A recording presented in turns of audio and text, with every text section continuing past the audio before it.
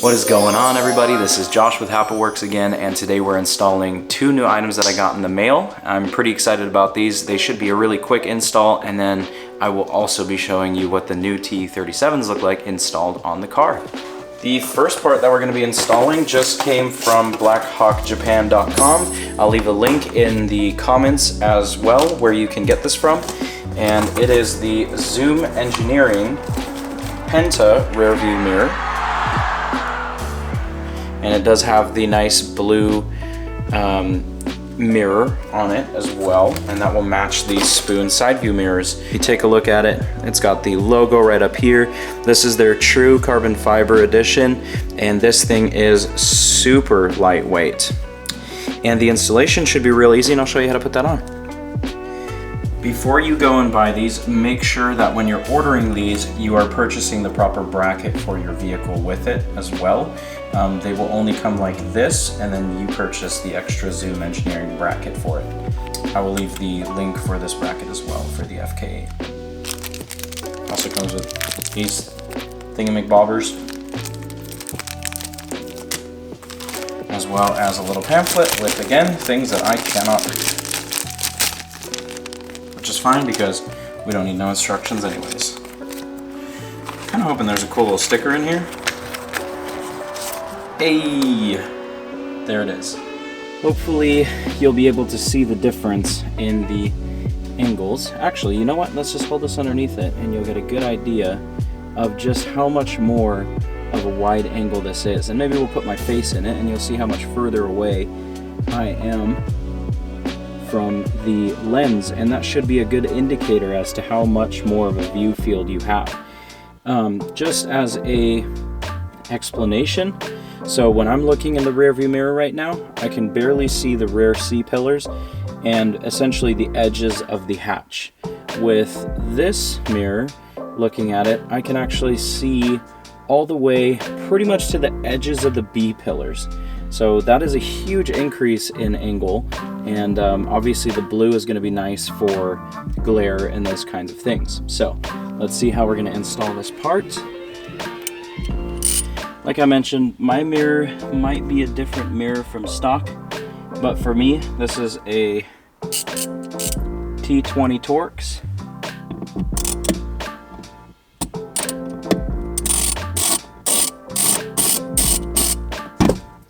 And then the part just slides out. All that T20 Torx does is it applies pressure on this little metal piece here, and that's what holds it. It's essentially a set screw for this. So as soon as you have that off, you can slide this out.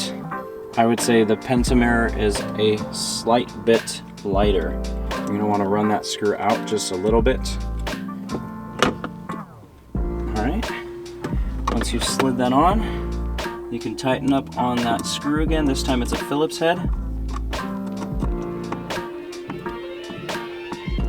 You don't want to go too tight since it's just a set screw. And there you have it. That is all it takes to install this mirror. Alright, and I'll show you what that looks like from the outside because it does give a cool little look on the outside as well since it's a full carbon piece.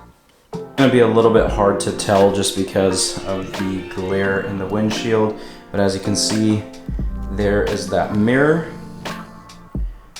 and you can really see the carbon on it. Especially when there's going to be sunlight on it, you'll really be able to see it.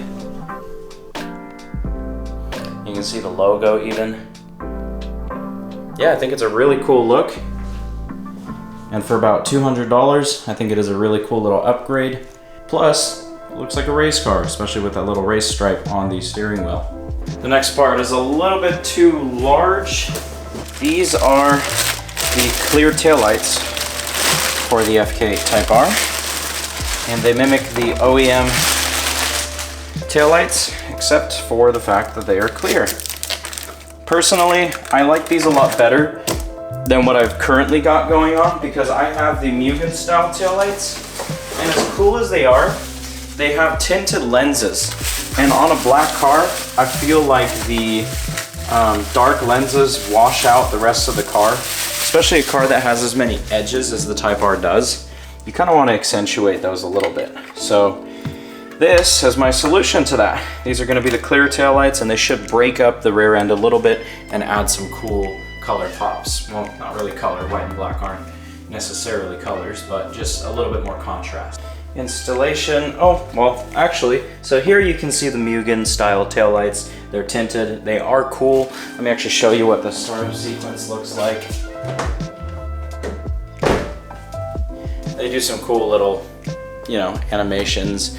That is all good and fine, but for me, I just don't love the way they look, so I'm gonna be swapping those out.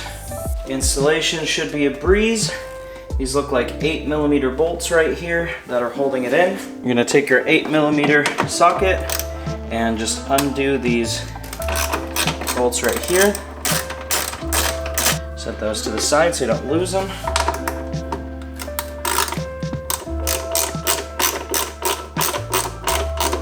And then your taillights should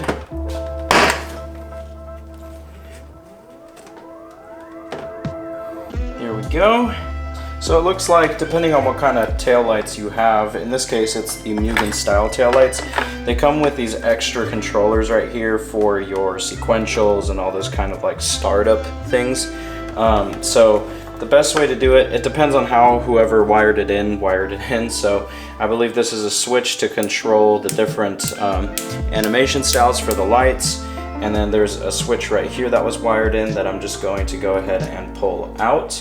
As well as these are wired into, in the rear bumper down here, there's an extra set of lights that I'm going to be just unplugging for now. They never worked on my car, so I'm just gonna go ahead and unplug them. That's what this whole cable is for that goes down there. So maybe I'll keep it on for now just because it's wired in. Maybe it'll start working again, we'll see. But for now, I'm gonna set these to the side. If you have a stock car, you just won't have these little tap-ins right here.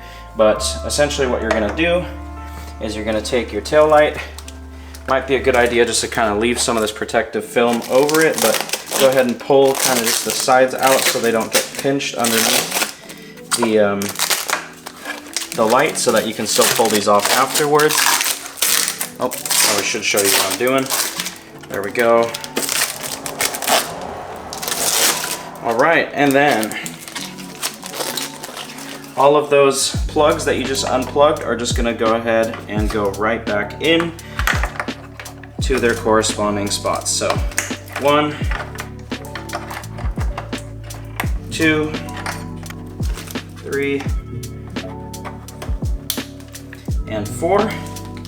Now there's 2 little knobs right here. Those are going to go into, there's 2 little plastic grommets in here that those are gonna slide into. And then that should just reattach your taillight.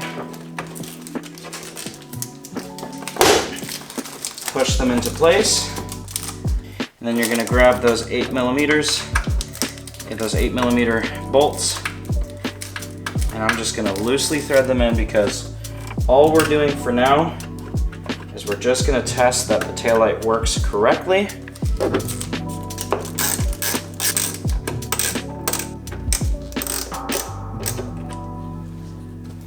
And let's check. There we go. That light's up. Then we gotta check the brake light. That works as well. And the blinker.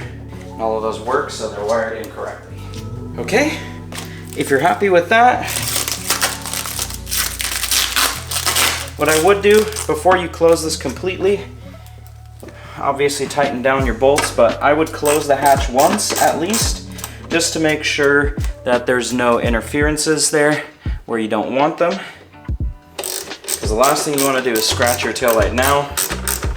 You have a brand new set of scratch taillights. This is not the business. Alright, then you can test it once. Just close the tailgate.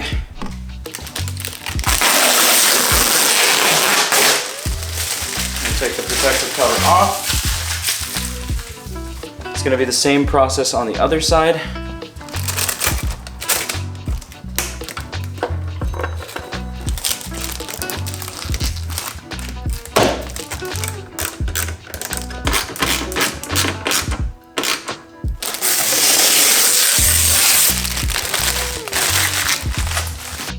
For for the small sections that are attached to your hatch. So mine actually pops out really easily because it's been out so many times, but you're going to want to pop this out. Mine unfortunately has a lot of just random wiring in here from the other taillights.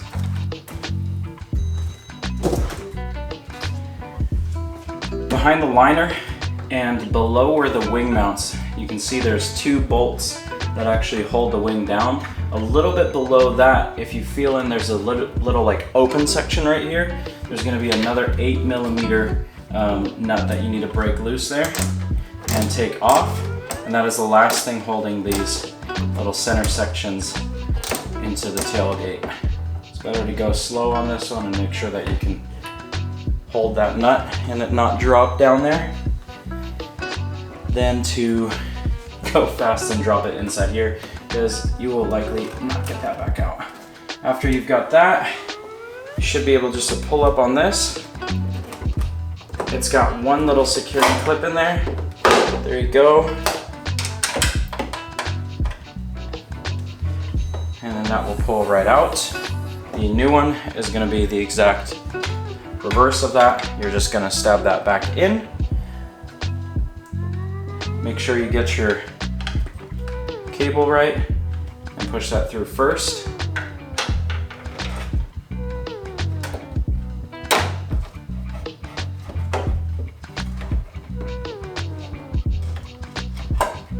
And then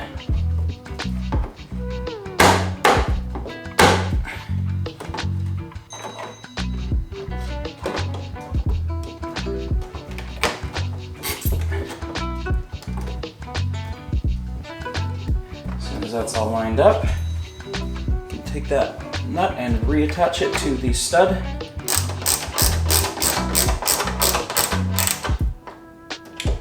And just snug those up.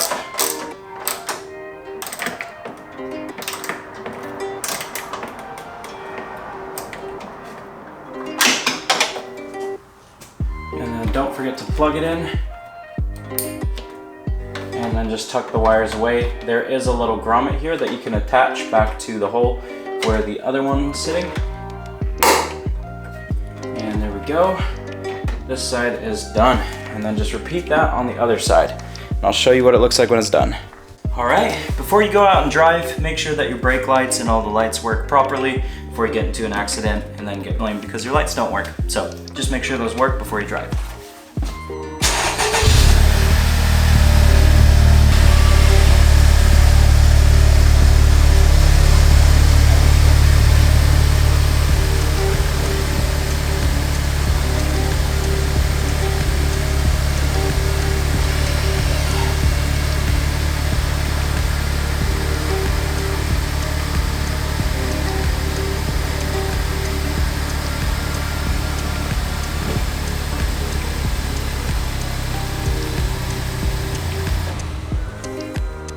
All right, there's the finished product. That's what it looks like. Super happy with that because I do feel like it does just break that all black rear end up quite a bit. All right, super happy with how that went. Super easy install for both that as well as the rear view mirror. Hope you guys enjoyed it. Hope this is a nice quick video for you guys to watch and enjoy, and it gives you the confidence to do this yourself. I'll see you guys in the next video. Thanks for watching. Thanks for considering to subscribe, like, and comment in the video. Let me know what your favorite setup is for taillights, and I'll see you next time. Later. Also, I forgot that I promised that I would show the new wheels on the car, so hold on, let me pull it back in, and I'll give you guys a quick preview, but we'll do a whole nother video on those at some point.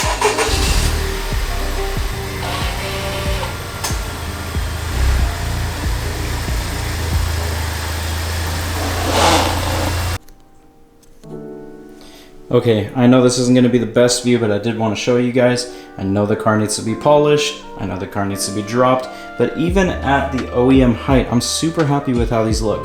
So these are 18 by 10 Volk TE37s, and they have 275 35 by 18. And these even came with the original Volk caps, and I got some nice Volk rays lug nuts for them, and they are in mag blue. One of them had a little bit of curb rash. I touched that up with some color match paint, and I love how these look.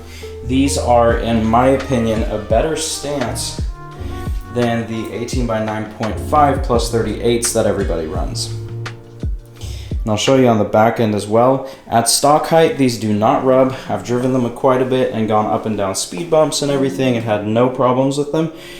I am aware that once I lower the car, I will most likely have to shave the fender in there, as well as maybe cut some pieces out. Same thing with over here. I believe the fenders need to be rolled and a little tab needs to be punched in or broken out, and then that will be good. But take a look at the rear end here.